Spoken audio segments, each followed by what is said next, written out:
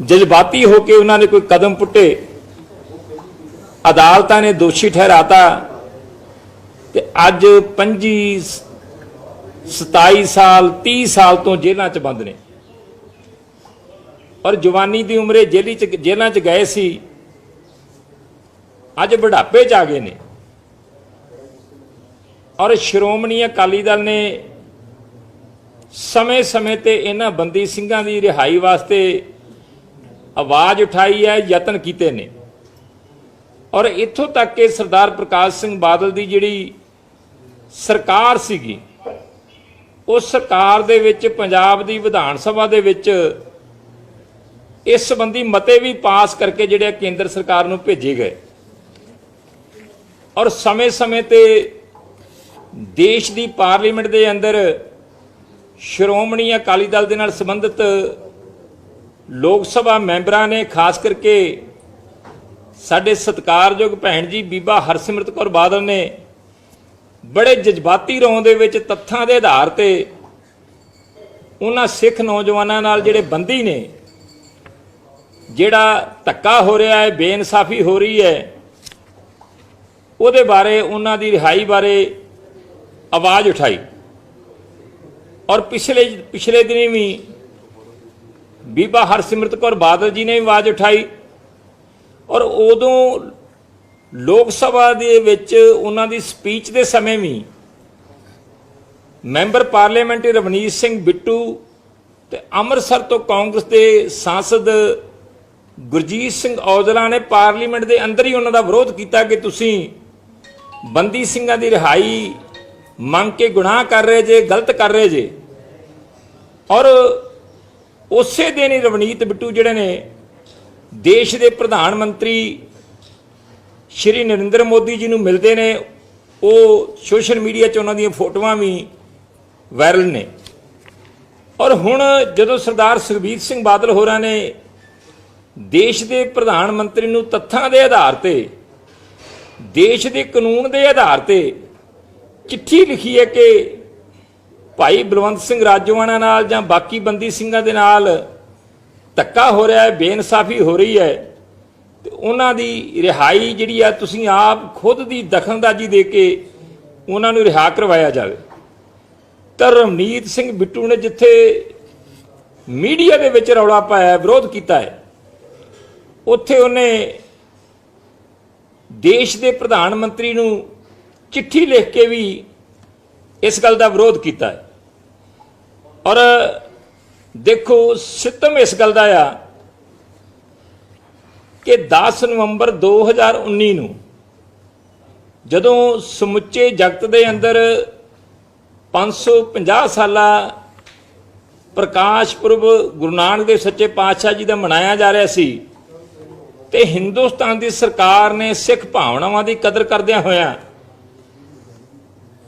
सिखां नूं एक तोहफे के रूप दे विच जिहड़ी बड़ी वड्डी मंग सी सिख जगत की, 8 बंदी ਸਿੰਘਾਂ नूं रिहा करन ते 9वें जिहड़े भाई बलवंत सिंह राजोआणा सी उन्हां दी फांसी नूं उम्र कैद विच तब्दील करन दा जिहड़ा नोटिफिकेशन जारी कीती सी। ते तुसीं हिसाब ला लो कि 2.5 साल हो गए ने उस नोटिफिकेशन होई नूं, उस नोटिफिकेशन ते भी किसी तरह का कोई असर नहीं होया। और जिहड़े वो 8 बंदी ਸਿੰਘਾਂ की रिहाई की नोटिफिकेशन जारी हुई, उहदे विचों 6 पहलों ही रिहा हो चुके सीगे।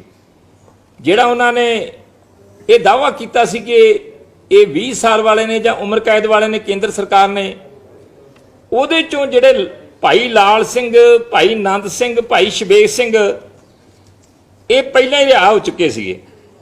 और इस तो इलावा भी 3 सिंह जिहड़े है वो भी इस तो पहले रिहा चुके सीगे, पर उन्हां चों एक दी 5 साल की सज़ा सी, 2 की 10-10 साल सज़ा सी, जिहड़े रूटीन नाल ही रिहा हो गए सी। केवल प्रोफैसर दविंदरपाल सिंह ते भाई गुरदीप सिंह खेड़ा, प्रोफैसर दविंदरपाल सिंह होरां नूं 27 साल हो गए ने ते भाई खेड़ा जी नूं 30 साल हो गए ने जेल विच बंद होयां नूं। उन्हां दी रिहाई दी नोटिफिकेशन जारी करके केंद्र सरकार अज भी जिहड़ी है उन्हां दा रवैया जिहड़ा आ उन्हां नूं याद करवाया जा रहा है कि तुहाडा ही हुक्म जारी होया, तुसीं लागू नहीं कर रहे। ਔਰ ਇਸ ਤੋਂ ਇਲਾਵਾ ਜਿਹੜਾ ਆ ਭਾਈ ਬਲਵੰਤ ਸਿੰਘ ਰਾਜੋਆਣਾ ਦੀ ਜਿਹੜੀ ਉਹਨਾਂ ਨੇ ਹੁਕਮ ਕੀਤਾ ਸੀਗਾ ਜਿਹੜੀ ਕਿ ਫਾਂਸੀ ਦੀ ਸਜ਼ਾ ਜਿਹੜੀ ਉਮਰ ਕੈਦ ਵਿੱਚ ਤਬਦੀਲ ਕੀਤੀ ਜਾਂਦੀ ਹੈ, 2.5 ਸਾਲ ਬੀਤ ਜਾਣ ਤੋਂ ਬਾਅਦ ਵੀ ਉਹਦੇ ਬਾਰੇ ਕੋਈ ਫੈਸਲਾ ਨਹੀਂ ਲਿਆ ਗਿਆ। ਔਰ ਇਸ ਤੋਂ ਵੀ ਵੱਡੀ ਗੱਲ ਹੈ ਕਿ ਜਦੋਂ 2012 ਦੇ ਵਿੱਚ ਭਾਈ ਬਲਵੰਤ ਸਿੰਘ ਰਾਜੋਆਣਾ ਜੀ ਬਾਰੇ ਅਦਾਲਤ ਨੇ ਹੁਕਮ ਜਾਰੀ ਕਰਤੇ ਸੀ, ਡੈਥ ਵਾਰੰਟ ਜਾਰੀ ਕਰਕੇ ਜੇਲ੍ਹ ਦੇ ਸੁਪਰਡੈਂਟ ਨੂੰ ਭੇਜ ਦਿੱਤੇ ਸੀ। ਜੇਲ੍ਹ ਸੁਪਰਡੈਂਟ ਨੇ ਰਿਸੀਵ ਵੀ ਕਰ ਲਏ ਸੀ ਕਿ ਇਹਨਾਂ ਨੂੰ ਮਾਰਚ 2012 ਦੀ ਜਿਹੜੀ ਤਰੀਕ ਇੱਕ ਮਿਥ ਕੇ ਸਮਾਂ ਮਿਥ ਕੇ ਕਿ ਇਸ ਸਮੇਂ ਇਹਨਾਂ ਨੂੰ ਫਾਂਸੀ ਚਾੜ ਦਿੱਤਾ ਜਾਵੇ।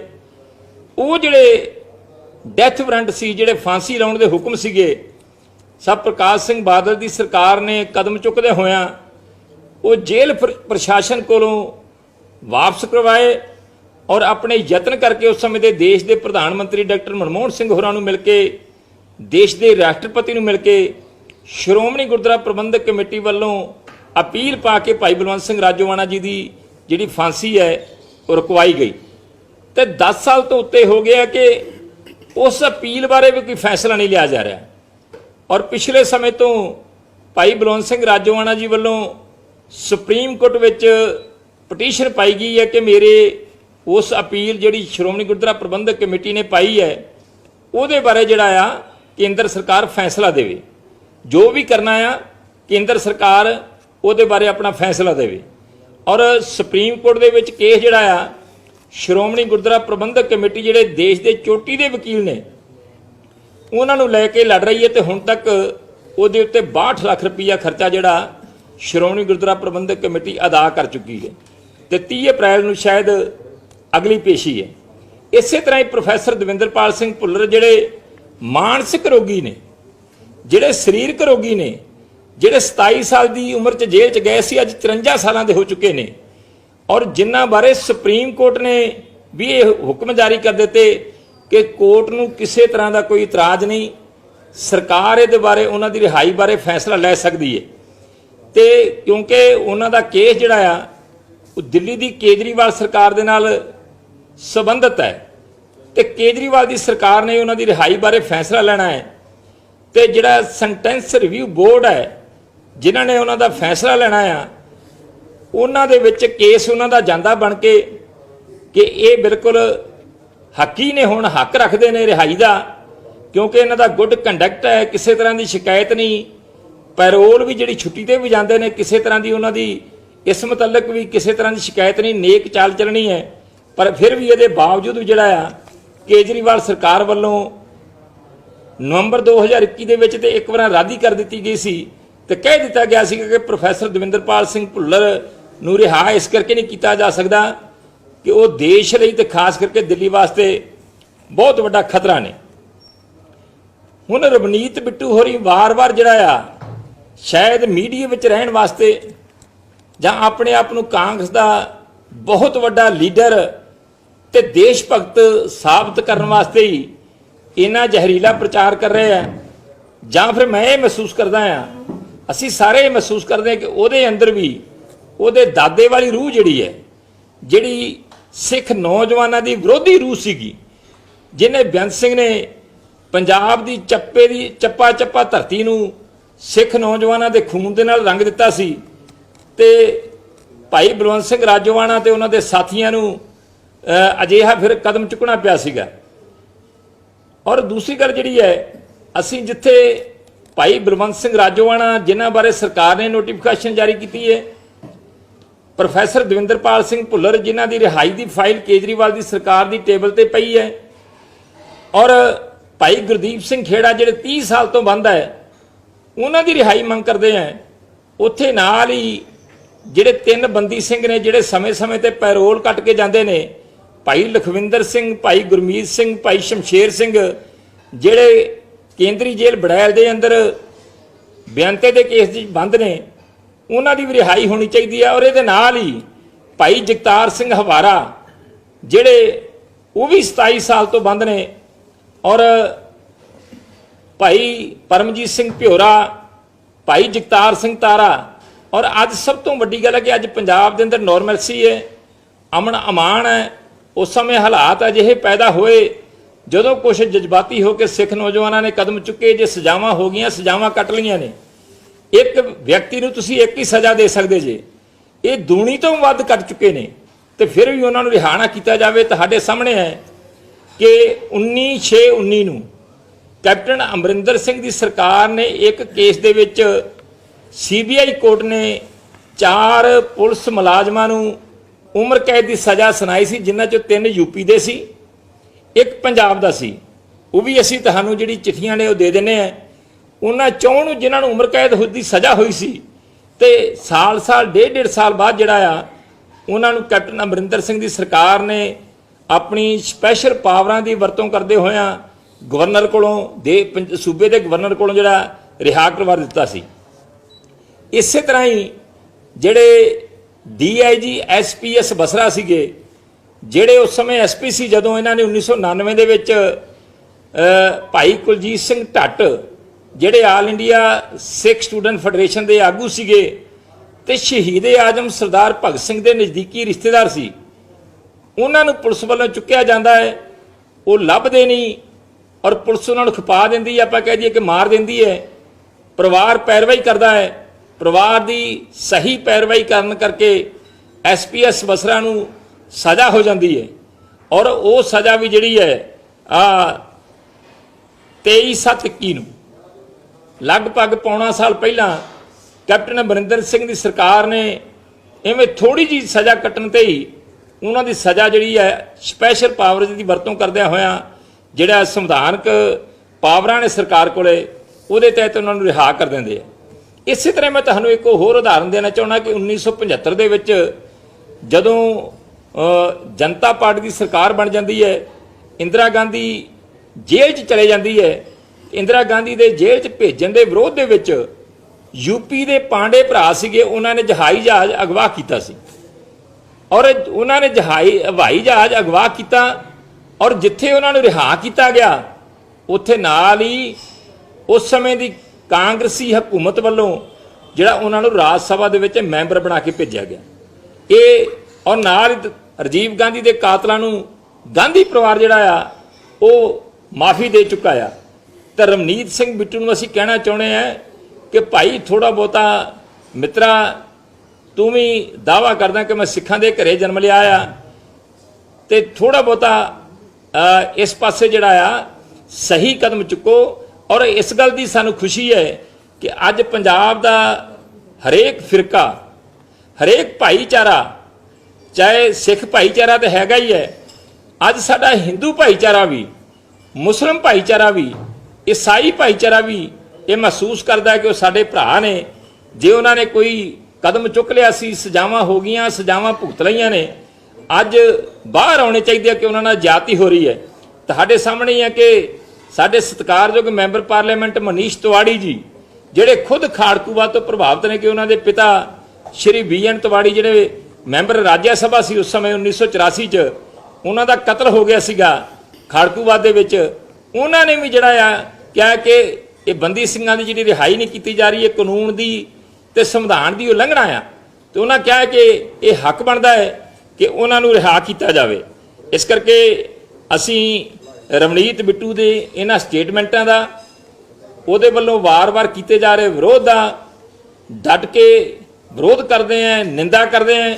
ਔਰ ਕਾਂਗਰਸ ਦੇ ਮੌਜੂਦਾ ਪ੍ਰਧਾਨ ਰਾਜਾ ਵੜਿੰਗ ਜੀ ਨੂੰ ਪੁੱਛਣਾ ਚਾਹੁੰਦੇ ਹਾਂ ਕਿ ਕੀ ਅੱਜ ਵੀ ਜਿਹੜੀ ਕਾਂਗਰਸ ਹੈ ਉਹ ਸਿੱਖ ਵਿਰੋਧੀ ਸ਼ਕਤੀ ਬਣ ਕੇ ਖੜੋਤੀ ਹੈ? ਕੀ ਅੱਜ ਵੀ ਜਿਹੜੀ ਕਾਂਗਰਸ ਹੈ ਉਹੀ ਸੋਚ ਲੈ ਕੇ ਚੱਲ ਰਹੀ ਹੈ ਕਿ ਇਹ ਸਿੱਖ ਨੌਜਵਾਨਾਂ ਦਾ, ਸਿੱਖ ਜਵਾਨੀ ਦਾ ਜਾਂ ਪੰਜਾਬ ਦੇ ਭਲੇ ਵਾਸਤੇ ਕੋਈ ਕਦਮ ਨਹੀਂ ਪੁੱਟ ਸਕਦੀ? ਔਰ ਰਾਜਾ ਵੜਿੰਗ ਜੀ ਵੀ ਜਿਹੜਾ ਆ ਰਵਨੀਤ ਬਿੱਟੂ ਵੱਲੋਂ ਚੁੱਕੇ ਹੋਏ ਕਦਮ ਬਾਰੇ ਜਾਂ ਉਹਦੇ ਵੱਲੋਂ ਜੋ ਕੁਝ ਕੀਤਾ ਜਾ ਰਿਹਾ ਆ ਤੇ ਬੰਦੀ ਸਿੰਘਾਂ ਦੀ ਰਿਹਾਈ ਨੂੰ ਲੈ ਕੇ ਆਪਣਾ ਜਿਹੜਾ ਸਟੈਂਡ ਹੈ ਉਹ ਸਪਸ਼ਟ ਕਰਨ।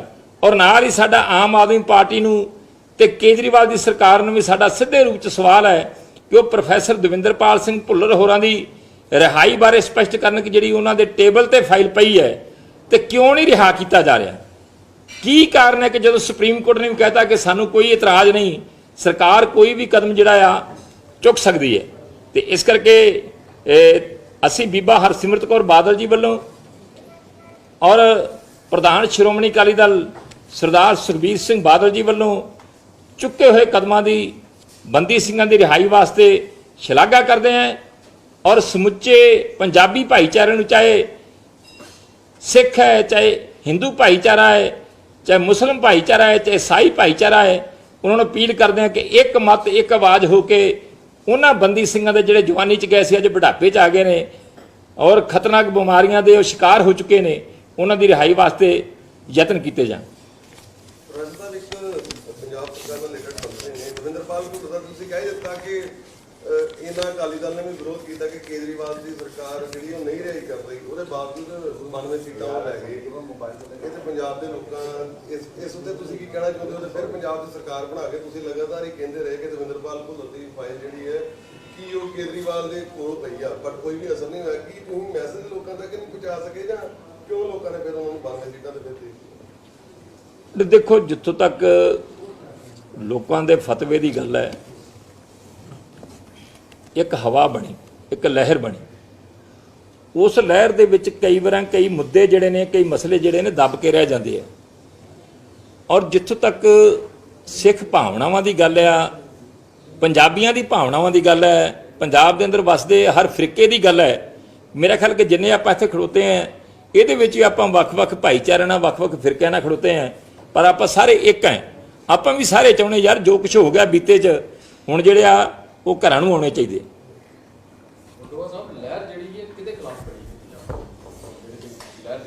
ਲਹਿਰ ਕਿਸੇ ਦੇ ਖਿਲਾਫ ਨਹੀਂ ਗਈ। ਲਹਿਰ ਜਿਹੜੀ ਹੈ ਅਜਿਹੀ ਬਣੀ ਹੈ ਕਿ ਉੜਦੀਆਂ ਨੂੰ ਫੜਦੇ। ਇੱਕੋ ਹੀ ਗੱਲ ਜਿਹੜੀ ਹੈ ਕਿ 70 ਸਾਲ ਆ ਰਹੇ ਜੀ, 70 ਸਾਲਾਂ 'ਚ ਕੁਝ ਨਹੀਂ ਹੋਇਆ ਜੀ। ਤੇ ਮੈਂ ਇੱਕੋ ਪੁੱਛਣਾ ਚਾਹੁੰਦਾ ਆ ਕਿ ਮੇਰੀ ਉਮਰ ਅੱਜ 59 ਸਾਲ ਹੋ ਗਈ। ਮੈਂ ਜ਼ਿੰਦਗੀ 'ਚ ਬੜੇ ਉਤਰਾਅ ਚੜ੍ਹਾਅ ਦੇਖੇ ਤੇ ਮੈਂ ਹਰ ਤਰ੍ਹਾਂ ਦੀ ਪੇਂਡੂ ਲਾਈਫ ਵੀ ਦੇਖੀ ਹੈ ਤੇ ਸ਼ਹਿਰੀ ਲਾਈਫ ਵੀ ਦੇਖੀ ਹੈ। ਅੱਜ ਤੋਂ 40 ਸਾਲ ਪਹਿਲਾਂ ਪਿੰਡਾਂ ਵਾਲਿਆਂ ਕੋਲੇ ਕੀ ਸੀਗੀ? ਵਿਰਲੇ ਵਿਰਲੇ ਘਰ 'ਚ ਸਾਈਕਲ ਤੇ ਵਿਰਲੇ ਵਿਰਲੇ ਘਰ 'ਚ ਮੋਟਰਸਾਈਕਲ ਸਕੂਟਰ ਹੁੰਦਾ ਸੀਗਾ। ਅੱਜ ਹਰੇਕ ਘਰ ਦੇ ਵਿੱਚ ਕਾਰ ਲੱਗੀ ਆ, ਇੱਕ ਇੱਕ ਛੱਡ ਕੇ ਦੋ ਦੋ ਲੱਗੀਆਂ ਨੇ, ਵੱਧ ਵੀ ਲੱਗੀਆਂ ਨੇ। ਤੇ ਔਰ ਮੇਰਾ ਖਿਆਲ ਜਿਹੜੇ ਲੇਬਰਰ ਵੀ ਆ ਉਹਨਾਂ ਦੇ ਘਰ 'ਚ ਵੀ ਦੋ ਦੋ ਮੋਟਰਸਾਈਕਲ ਲੱਗੇ ਆ ਔਰ ਤਿੰਨ ਤਿੰਨ ਚਾਰ ਚਾਰ ਮੋਬਾਈਲ ਹੈ ਘਰ ਦੇ ਵਿੱਚ।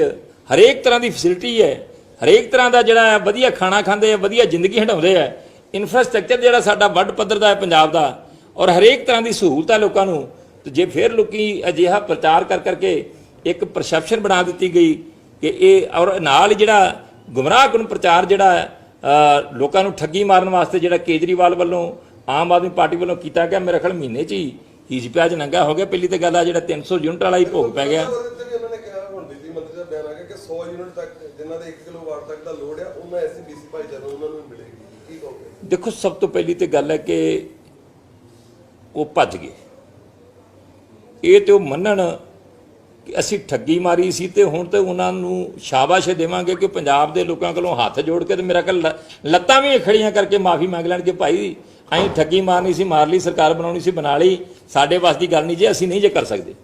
ਹੁਣ 200 ਯੂਨਿਟ ਜਿਹੜਾ ਆ ਬਿਜਲੀ ਦਾ ਐਸਸੀ ਨੂੰ, ਬੀਸੀ ਨੂੰ, ਬੀਪੀਐਲ ਨੂੰ, ਫਰੀडम ਫਾਈਟਰਜ਼ ਨੂੰ, ਚਾਹੇ ਉਹਨਾਂ ਦਾ ਜਿੰਨਾ ਮਰਜ਼ੀ ਲੋਡ ਹੈ, ਇਹ 1997 ਤੋਂ ਪ੍ਰਕਾਸ਼ ਸਿੰਘ ਬਾਦਲ ਦੀ ਸਰਕਾਰ ਨੇ ਮਾਫ ਕੀਤਾ। ਚਾਹੇ ਉਹਨਾਂ ਦਾ ਜਿੰਨਾ ਮਰਜ਼ੀ ਬਿੱਲ ਆ ਜੇ, 200 ਉਹਨਾਂ ਨੂੰ ਮਾਈਨਸ ਹੁੰਦਾ ਹੀ ਹੁੰਦਾ ਸੀਗਾ ਮਹੀਨੇ ਦਾ। 2 ਮਹੀਨਿਆਂ ਦਾ ਆਪਣਾ ਸਰਕਲ ਹੈ ਬਿੱਲ ਦਾ, 400 ਯੂਨਿਟ ਮਾਫ ਹੁੰਦਾ ਸੀਗਾ। ਇਹਨਾਂ ਨੇ ਹੁਣ ਪਹਿਲਾਂ 300 ਯੂਨਿਟ ਕਿਹਾ ਸੀਗਾ, 600 ਯੂਨਿਟ ਜਿਹੜਾ ਬਿਜਲੀ ਦਾ ਸਰਕਲ ਸੀ ਉਹਦੀ ਗੱਲ ਕੀਤੀ ਸੀ, ਹੁਣ ਭੌਂ ਕੇ 1 ਕਿਲੋਵਾਟ ਤੇ ਆ ਗਿਆ। 1 ਕਿਲੋਵਾਟ ਦੇ ਨਾਲ ਤੇ ਹਰੇਕ ਘਰ ਦੇ ਵਿੱਚ ਸਬਮਰਸੀਬਲ ਹੈ, ਹਰੇਕ ਘਰ ਦੇ ਵਿੱਚ ਫ੍ਰਿਜ ਹੈ, ਟੀਵੀ ਹੈ, ਮਾਤੜ ਤੋਂ ਮਾਤੜ ਦੇ ਘਰ 'ਚ ਵੀ। ਤੇ ਤੁਸੀਂ ਦੱਸੋ ਕਿੱਥੋਂ ਆ? ਇਹਦਾ ਮਤਲਬ ਇਹਦਾ ਕੋਰੀ ਨਾ ਕਰ ਦਿੱਤੀ ਕਿ ਜਿਹੜਾ 200 ਯੂਨਿਟ ਪਹਿਲਾਂ ਮਿਲਦਾ ਸੀਗਾ, ਅੱਜ ਲੋਕੀ ਜਿਹੜੇ ਉਹ ਸਹੂਲਤ ਲੈਂਦੇ ਸੀ, ਅੱਜ ਉਹਦੇ ਤੋਂ ਉਹ ਵੀ ਹੱਥ ਹੋ ਕੇ ਬਹਿ ਗਏ ਨੇ। ਇਸ ਕਰਕੇ ਜਿਹੜਾ ਆ ਇਹਨਾਂ ਨੇ ਠੱਗੀ ਮਾਰਨੀ ਸੀ, ਮਾਰ ਲਈ। ਕੁਝ ਉਸ ਚੀਜ਼ ਦਾ ਪ੍ਰਚਾਰ ਵੀ ਜਿਹੜਾ ਲੋਕਾਂ ਦੇ ਉੱਤੇ ਅਸਰ ਕੀਤਾ ਤੇ ਉਸ ਅਸਰ ਨੇ ਵੀ ਸ਼ਾਇਦ ਯਾਰ ਬਿਜਲੀ ਮੁਫਤ ਹੋ ਜਾਣੀ ਹੈ, 1000 ਰੁਪਈਆ ਹਰੇਕ ਬੀਬੀ ਨੂੰ, ਘਰ ਦੇ ਵਿੱਚ 3-3 4-4 ਬੀਬੀਆਂ ਤੇ ਹੈਗੀਆਂ, ਵੀ 4-5 ਹਜ਼ਾਰ ਆ ਜਾ ਕਰਨਾ ਆ। ਤੇ ਨਾਲ ਜਿਹੜੀਆਂ ਸਿਹਤ ਸਹੂਲਤਾਂ ਜਿਹੜੀਆਂ ਪਤਾ ਨਹੀਂ ਕਿੱਥੋਂ ਲਿਆਉਣੀਆਂ ਸੀ ਉਹਨਾਂ ਨੇ, ਜਿਹੜੀ ਐਜੂਕੇਸ਼ਨ ਪਤਾ ਨਹੀਂ ਕਿਹੜੇ ਪੱਧਰ ਦੀ ਕਰ ਦੇਣੀ ਆ, ਹੋਰ ਬੜਾ ਕੁਝ ਉਹਨਾਂ ਨੇ ਜਿਹੜੀਆਂ ਗਰੰਟੀਆਂ ਦਿੱਤੀਆਂ। ਗਰੰਟੀ ਸ਼ਬਦ ਸਿਆਸਤ ਦੇ ਵਿੱਚ ਮੈਂ ਪਹਿਲੀ ਵਾਰ ਸੁਣਿਆ, ਤੁਸੀਂ ਵੀ ਪਹਿਲੀ ਵਾਰ ਸੁਣਿਆ ਹੋਣਾ। ਤੇ ਗਰੰਟੀ ਵਾਲਾ ਆ ਦੁਕਾਨਾਂ ਤੇ ਕੱਪੜਾ ਵੇਚਦਾ ਤੇ ਆਪਾਂ ਸੁਣਿਆ ਆ ਕਿ ਬੀਬੀ ਨੂੰ ਕਿ ਦੁਕਾਨਦਾਰ ਨੇ ਮੁਸ਼ਨਾ ਹੋਵੇ ਤੇ ਕਹਿੰਦੇ ਕਿ ਬੀਬੀ ਇਹ ਪਹਿਲੀ ਵਾਰ ਆਇਆ ਜੀ, ਇਹ ਗਰੰਟੀ ਵਾਲਾ ਹੀ। ਤੇ ਭਾਵੇਂ ਜਾਂਦੇ ਹੀ ਉਹਦੇ ਵਾਲਾ ਕੱਪੜੇ ਵਾਲਾ ਭੋਗ ਪੈ ਜੇ, ਪਰ ਉਹ ਗਰੰਟੀ ਦੇ ਵਿਚਾਰੀ ਆ ਕੇ ਗਰੰਟੀ ਦੇ ਵਿੱਚ ਸੌਦਾ ਲੈ ਜਾਂਦੀ ਹੈ। ਇਹ ਵੀ ਜਿਹੜੇ ਸਾਡੇ ਵਾਲੇ ਵੀ ਆ, ਇਹ ਵੀ ਉੱਡਦੀਆਂ ਨੂੰ ਫੜਦੇ ਆ। 5 ਸਾਲ ਪਹਿਲਾਂ ਕੈਪਟਨ ਦੇ ਮਗਰ ਭੱਜੇ ਸੀਗੇ ਤੇ ਚੀਕਾਂ ਮਾਰਨ ਲੱਗ ਪਏ, ਹੁਣ ਇਹਨਾਂ ਨੂੰ ਫੜਦੇ ਹੁਣ ਉਹਦਾ ਤਾਂ ਅਜੇ 6 ਮਹੀਨੇ ਕੱਢ ਲਏ ਸੀ, ਇਹ ਇੱਥੇ ਮਹੀਨੇ ਬਾਅਦ ਹੀ ਮਾਰਨ ਲੱਗ ਪਏ। ਮੇਰਾ ਖਿਆਲ ਯਾਰ ਜਿਹੜਾ ਅੱਜ ਦਾ ਮਸਲਾ ਨਾ ਉਹ ਬੜਾ ਗੰਭੀਰ ਹੈ, ਆਪਾਂ ਉਹਦੇ ਤੱਕ ਸੀਮਤ ਰਹੀਏ।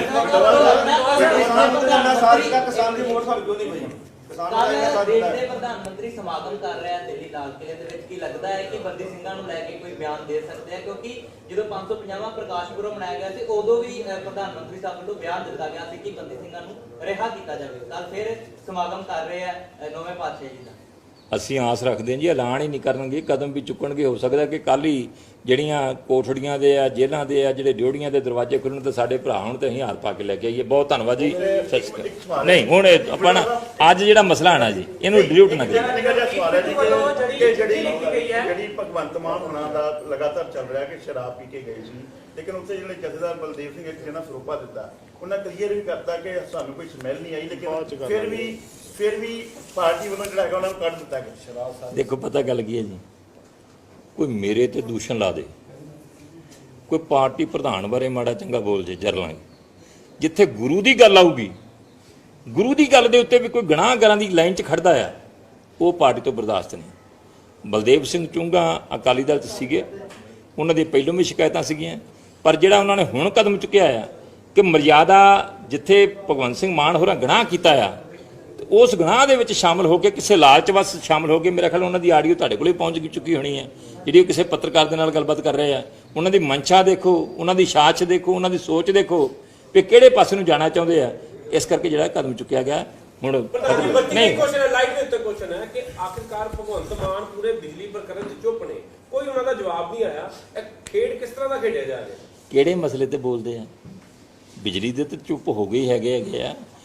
SYL ਦੇ ਮਸਲੇ ਤੇ ਰਾਜ ਸਭਾ ਦੇ ਮੈਂਬਰ ਨੇ, ਉਹਨਾਂ ਦੇ ਨਹੀਂ ਗਰੰਟੀ ਦਿੱਤੀ ਹਰਿਆਣੇ ਦੇ ਲੋਕਾਂ ਨੂੰ। ਇੱਥੇ ਸਾਡੀ ਸਰਕਾਰ ਹੈ ਪੰਜਾਬ 'ਚ ਤੇ ਹਰਿਆਣੇ 'ਚ ਅਸੀਂ ਬਣਾਉਣ ਜਾ ਰਹੇ ਹਾਂ ਤੇ 2025 ਦੇ ਵਿੱਚ SYL ਨਹਿਰ ਦਾ ਪਾਣੀ ਜਿਹੜਾ ਹੈ ਹਰਿਆਣੇ ਦੇ ਖੇਤਾਂ ਨੂੰ ਮਿਲੂਗਾ। ਬੋਲੇ? ਹਾਂਜੀ ਨਹੀਂ ਬੋਲੇ। ਕਾਰਨ ਕੀ ਹੈ? ਅਕਾਲੀ ਦਲ ਕੀ ਕਹਿਣਾ ਚਾਹੁੰਦਾ ਵੈਸੇ? ਤੁਸੀਂ 6 ਮਹੀਨੇ ਸਾਲ ਕੱਢੋ, ਕਾਰਨ ਤੁਹਾਡੇ ਸਾਹਮਣੇ ਆ ਹੀ ਜਾਣਾ। ਜਾਂ ਟਾਂਡਿਆਂ ਵਾਲੀ ਰਹੂ ਜਾਂ ਭਾਂਡਿਆਂ ਵਾਲੀ ਰਹੂ। ਤੇਰੇ ਢਾਂਡੇ ਵਾਲੇ ਕਿਹੜੇ ਨੇ, ਭਾਂਡੇ ਨਹੀਂ ਕਿਹੜੇ ਨੇ? ਲਿਖੀ ਗਈ ਹੈ ਢਾਂਡੇ ਵਾਲੇ ਭਾਂਡੇ ਨੇ ਕਿਹੜੇ ਨੇ? ਰਿਹਾ ਕੀਤਾ ਜਾਂਦਾ ਤਾਂ ਪੰਜਾਬ ਦੇ ਹਾਲਾਤ ਨੇ ਜਿਹੜੇ ਉਹ ਵਿਗੜ ਸਕਦੇ ਨੇ। ਜਿਨ੍ਹਾਂ ਦੇ ਉੱਪਰ ਇਸ ਤਰੀਕੇ ਦੇ ਇਲਜ਼ਾਮ ਲੱਗਦੇ ਨੇ ਜਾਂ ਕੇਸ ਹੁੰਦੇ ਨੇ ਤੇ ਉਹਨਾਂ ਨੂੰ ਜਲਦੀ ਸਜ਼ਾ ਹੋਣੀ ਚਾਹੀਦੀ ਹੈ, ਇਹਨਾਂ ਦਾ ਬਣਾਉਣਾ ਨਹੀਂ ਚਾਹੀਦਾ ਕੇਸ। ਇਸ ਦੇ ਬਾਰੇ ਦੇਖੋ ਆਪਾਂ ਇਹਦੇ ਬਾਰੇ ਗੱਲਾਂ ਕਰਦੇ ਹਟੇ ਹਾਂ ਕਿ ਅੱਜ ਪੰਜਾਬ ਦੇ ਹਾਲਾਤ ਨਾਰਮਲ ਨੇ।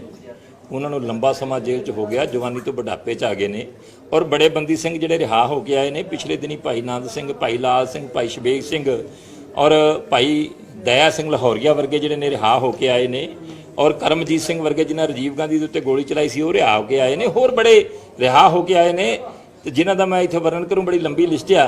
ਕਿ ਪੰਜਾਬ ਦੇ ਹਾਲਾਤ ਕੋਈ ਖਰਾਬ ਹੋਏ? ਕੋਈ ਉਹਨਾਂ 'ਚ ਰੋਲ ਆਇਆ? ਇਸ ਕਰਕੇ ਜਿਹੜੀ ਐਵੇਂ ਹਵਾ ਬਣਾਈ ਜਾਣੀ, ਗੱਲ ਕਰੀ ਜਾਣੀ, ਇਹ ਐਵੇਂ ਵਿਰੋਧ ਕਰਨ ਦੀ ਖਾਤਰ ਵਿਰੋਧ ਨਾ ਕਰੋ, ਅਸਲੀਅਤ ਨੂੰ ਸਮਝਣ ਦੀ ਕੋਸ਼ਿਸ਼ ਕਰੋ। ਅੱਜ ਉਹਨਾਂ ਦਾ ਹੱਕ ਬਣਦਾ, ਅਸੀਂ ਹੱਕ ਮੰਗਦੇ ਹਾਂ, ਕਾਨੂੰਨੀ ਤੌਰ ਤੇ ਹੱਕ ਮੰਗਦੇ ਹਾਂ, ਸੰਵਿਧਾਨਕ ਹੱਕ ਮੰਗਦੇ ਹਾਂ, ਮਨੁੱਖੀ ਜੋ ਉਹਨਾਂ ਦਾ ਵੀ ਹੱਕ ਬਣਦਾ ਆ ਉਹਦੀ ਅਸੀਂ ਮੰਗ ਕਰਦੇ ਹਾਂ। ਕੋਈ ਗੈਰ ਕਾਨੂੰਨੀ ਮੰਗ ਨਹੀਂ ਕਰਦੇ। ਪਰ ਝਾੜੂ ਵਾਲੇ ਲੀਡਰ ਬਹੁਤ ਜ਼ਿਆਦਾ ਅੱਜ ਕੱਲ੍ਹ ਉੱਥੇ ਜਾ ਰਹੇ ਆ, ਕੋਈ ਥਾਣਿਆਂ 'ਚ ਜਾ ਰਿਹਾ, ਕੋਈ ਕਚਹਿਰੀਆਂ 'ਚ ਜਾ ਰਿਹਾ, ਕੋਈ ਤਹਿਸੀਲ 'ਚ ਜਾ ਰਿਹਾ। ਉਹ ਕਹਿੰਦੇ ਸੀ ਐਕਟਿਵ ਬਹੁਤ ਆ ਜਨਤਾ ਦੀ ਸੇਵਾ ਵਾਸਤੇ। ਤੁਸੀਂ ਕੈਮਰੇ ਬੰਦ ਕਰ ਦਿਓ, ਨਾ ਲੈ ਕੇ ਜਾਇਆ ਕਰੋ ਤੇ ਉਹ ਹਟ ਜਾਣਗੇ। ਕੈਮਰੇ ਤੋਂ ਬਿਨਾਂ ਉਹ ਯਾਰ ਚਾਚਾ ਤੈਨੂੰ ਪਤਾ ਹੀ ਆ ਵੀ ਤੁਹਾਡਾ ਕੈਮਰਾ ਉਹ ਜਾਂਦੇ ਆ ਜੀ ਆਪਣੇ ਪੇਜ ਤੇ ਆਪੇ ਲਾਈਵ ਹੋ ਜਾਂਦੇ ਆ। ਚੱਲ ਠੀਕ ਹੈ। ਚਲੋ ਹੁਣ ਮੈਂ ਬਸ ਨੋ ਥੈਂਕ ਯੂ ਇਹ ਤਾਂ ਮੁਕਣਾ ਨਹੀਂ ਕੰਮ।